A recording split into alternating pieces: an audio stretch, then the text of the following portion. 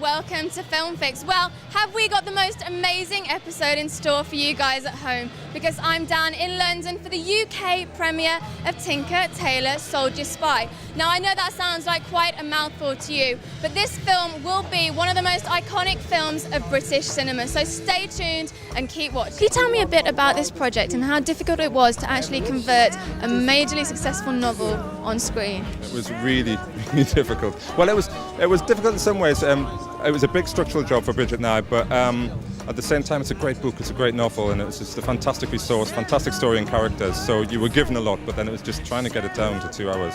Does that not put the pressure on for you, though? I mean, John's such a talented writer. Does that really make this a harder job for you? It did. We were very nervous at first, but then we met him, and he was just lovely. He was kind of the way you wanted him to be. You know, he's very sharp, very intelligent, but he's also very warm and kind, and just very supportive. So. And with this film, I imagine, obviously, at the end of the day, you want it to be popular commercially as well as reflect the book. So how can you get such a strong and complex storyline to appeal?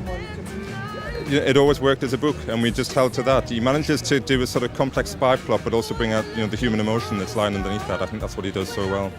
And as the writer, do you have a personal favourite scene at all? I've got a few.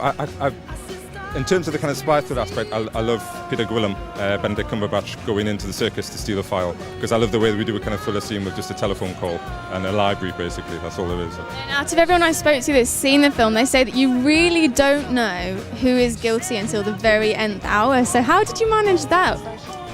It's the book again. You just kind of can't go wrong. We just. I don't think you're taking enough credit here. I think you're right. No, it was a work of genius by me and Bridget. That's how we. Huge project. Can you tell me just again what attracted you to it? I think it was the complexity of it that it was like this is totally impossible. Did you get to converse with John, the writer of the novel, much before you even approached this? Because surely his opinions were really valuable when making this film. Very much so, and he's been extremely helpful to us, and he said one great thing in the beginning: if you have to do this now, don't do the book, it already exists. Don't do the TV series, it already exists. Do your own film now, and if you need any help, call me anytime. I won't call you and interfere. What a lovely man, so accomplished as well. So did he actually ever come on set at all, or have a look at a few scenes when they were done and give you his feedback? Yeah, several times he did, and he's even in the film. He's in it? Oh, yeah. That's so exciting. What does he do? He's singing the Russian anthem. Oh, well, I need to bring this over later. Always go from the script. So, I mean, I find it not a great help to go back to a novel.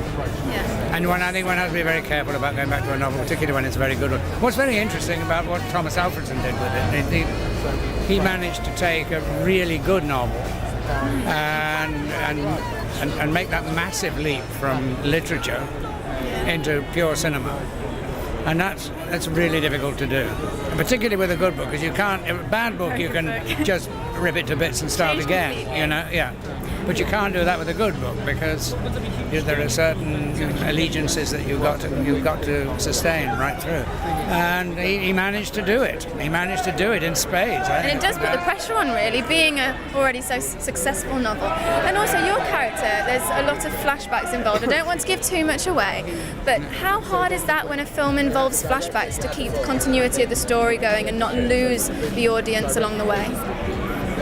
Well, I think you just have to use your instinct and whatever intelligence one possesses, and understand why the scene is there as much as possible. But then after that, you just play the scene in the same way that you would play it, whether it's in flashback or not in flashback. Still a thinking film, a brilliant one as well. Thank you very much. I'm delighted. John, it was lovely meeting you. It really was. Thank you so much. There we go. Shake your hand and say you're holding a phone. I know it sounds an obvious question, but for the people at home, could you just tell us a bit about your role, please? Yes, I play the Under-Secretary Oliver Laken. Like all of Le Carré's characters, he has a great name. I don't know why Oliver Laken is a great name, but it somehow is. And the idea of Smiley, the idea of Jerry Weatherby, Percy Alleyne, and so on, these just fantastic names.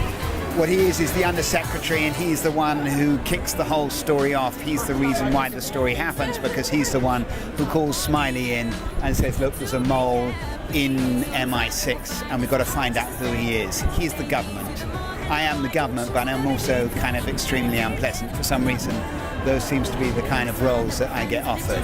And everybody I've spoken to so far has given the director, Thomas, a lot of credit for doing an amazing job, considering his past experience isn't necessarily in major Hollywood films. Can I ask your opinion on that and how well you think he directed the film? He's brilliant. My opinion is probably the same as everybody else. What makes a brilliant director then? Because he has a particular vision, and because when he says something to you when you're in the middle of a scene and you suddenly know that's exactly how to play the scene, but he only says one thing, and then you find that you can play it in a new way, that's a sign of a great director. In other words, when he says something and you understand what he means and you know that it's intelligent. In an interview in Venice, you said that this is a very un-Bond-like spy movie. Could you tell me why you said that?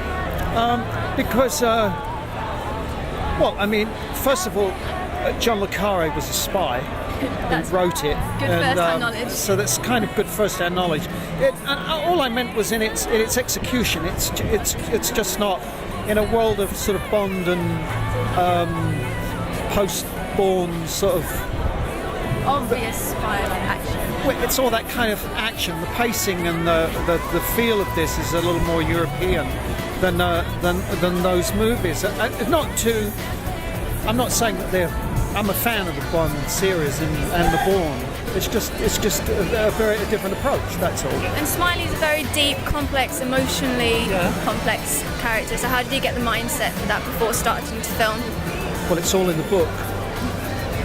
Got to take some credit there. But you use your imagination. But I mean, you've got to lift it. You've got to get it from the page and start sort of moving it and walking and talking it. But I didn't work much outside of the book, the script, and of course I had access to John le Carré.